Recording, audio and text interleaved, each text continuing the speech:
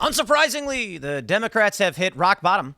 1 year after Biden's unprecedented exit from the 2024 race, Democrats' poll numbers are at rock bottom. Did you guys see AOC had apparently voted to fund Israel's defense, and she got torched for it? She made some argument where she was like, listen, guys, I think it's bad that Israel's attacking Gaza, but they should be allowed to defend themselves. Incoming pivot, because the Democratic Party is never going to allow AOC to take any of those DSA routes, which means they're cooked. There's no way the Democrats are going to muster up any kind of charismatic leader when they're stretched between the fringe far left and the establishment Democrat position. Now, the Trump side, you've got the Epstein stuff, which is weird. And so it does seem like everything's kind of breaking apart. Maybe there won't be a civil war, but actually everything just breaks apart. And we get little fiefdoms and kingdoms and whatever you might call it. Here's a story from Fox News. They say 1 year ago, on Monday, President Joe Biden stunned the world by ending his campaign for re-election. Biden's exit from the 2024 White House race also rocked the Democratic Party, which went on to suffer setbacks on Election Day as the party lost control of the presidency. The presidency, the Senate, where's the Oxford comma, Fox? And fell short in its bid to win back the House majority. 1 year later, the Democratic Party is still reeling. Just 28% of Americans view the party favorably, according to a new CNN poll conducted July 10 to 13th and released last week. That's the lowest mark for Democrats in the entire history of CNN polling, going back 30 years. Can I just read that for you all again? The lowest Democrat polling in the history of CNN, the most trusted name in news. So they claim. They say it's far from an outlier. Just 19% of voters questioned in a Quinnipiac University national poll gives Democrats in Congress a thumbs up on how they're handling their duties, with 72% disapproving.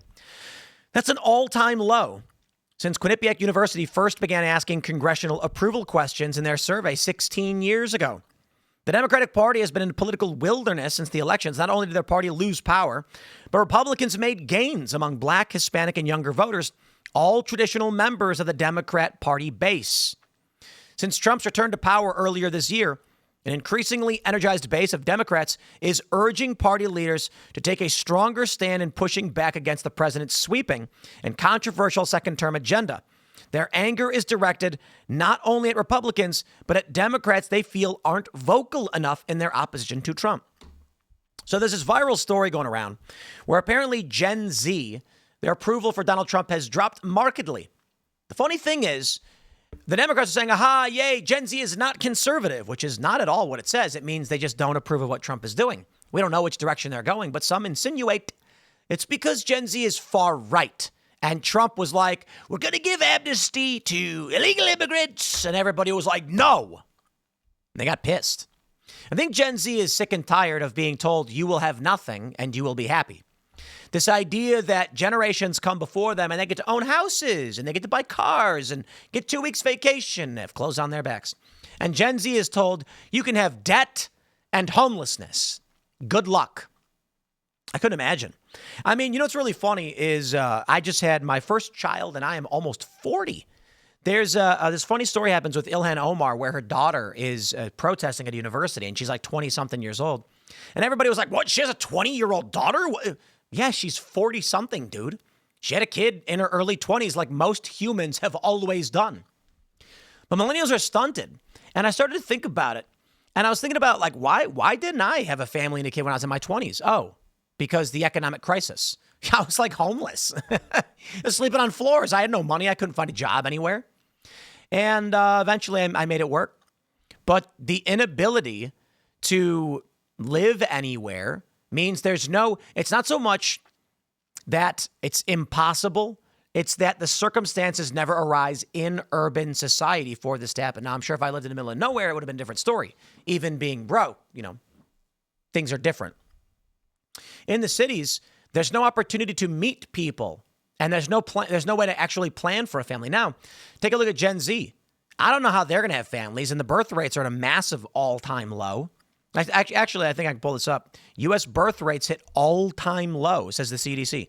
So you're Gen Z, and you're told, we got hotels for illegal immigrants. We got houses for illegal immigrants. We got health care for illegal immigrants. We've got farm jobs for illegal immigrants. Even Trump's saying it. And for you, nothing. Man. So, we were talking about this last night, and I'm like, this is basically how you get civil war, right? Oh, no, here we go. No, but seriously, I mean, people think that you have a static population of unaging, undying people. Now, I know they don't literally believe that, but when it comes to politics, people don't realize that generations have different worldviews. And that means the boomers, when they die, will be replaced by Gen Z in the workforce. Millennials, everyone moves forward. But the bifurcation politically is getting pronounced. So what did Phil say? You have basically Zoomerwaffen and Zomunists or something. Among the Zoomers, you have the far right and the far left. There's no center because the world is broken and you can't just say sure to the status quo. The Democratic Party is cooked because they're offering up no solutions. When you go to Zoomers and you say, listen, guys, we're going to give you communism and socialism. You'll get paid, but we're going to give it all to non-citizens. They say, thank you and have a nice day. Then Donald Trump comes along and says, we're going to get rid of all the illegal immigrants. And Gen Z says, let's go. And then Trump says, amnesty. And they say, no. So what ends up happening? When the Gen Z generation can't have children, you get a bunch of angry men. Historically, you'll get angry men and angry women. And then angry men got nothing else to do and nothing to protect but themselves. So they'll fight.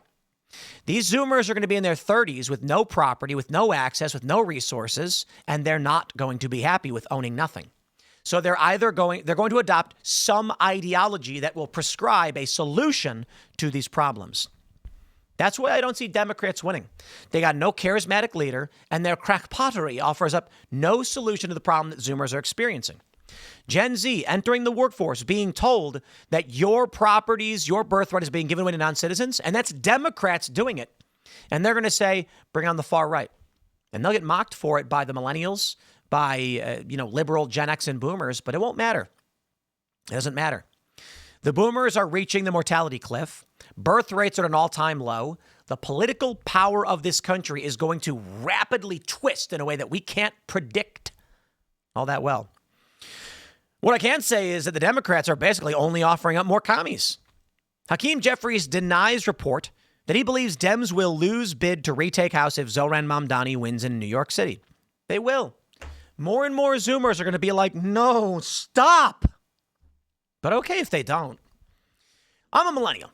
And of the millennials, I've had success in my day. And so here I am, one of the few millennials. I think, half of millennials own a house, only half. Among Gen X, 72% own homes. And among boomers, homeownership is around 75%, but they have multiple homes. How about that? I am one of the few millennials who also owns property. Most millennials don't. Or I should say it's 50-50, right? But Gen Z, they got nothing. So I sit back and I say, Gen Z, if you want to go commie, good luck. Good luck. It's not going to save you. I understand why there are communist Zoomers, because they're basically saying, okay, let's just take from everybody else. The Zoomers are basically saying, we want to go to boomers and take their property from them by force. I get it. There is an inherent problem with generational wealth being hoarded by one generation. And I know, I bring this up and boomers get all angry about it. I'm going to say it again. Boomers, it's true. It's true. Not all boomers. We get it. I'm not talking about you. I get these messages from people like, I'm a boomer and I watch your show and I don't. I get it. But there are boomers out there. It is a generational issue.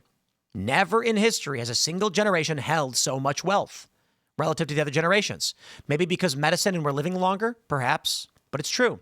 And you're going to get communists who say, if you won't give it up, we will take it from you by force. And that's what they're doing. They're doing it in California. They are taking people's property. However, there is an alternative. And it is get rid of the illegal immigrants and go back to basics of some sort. And I think that's the trend that's winning out. The Democrats don't have any charismatic leadership. Zohran Mamdani is a snake oil salesman. Okay? He's not going to get you anything that's going to help you out. And I think realizing that has Democrats they're basically saying, we're cooked. Hakeem Jeffries behind the scenes is saying, we're cooked. They have no leadership. They have no policies. and their ideology is insane. Best of luck. I'll wrap it there. Smash the like button, share the show. Stay tuned. We got more to come for you today, and we'll see you all in the next segment.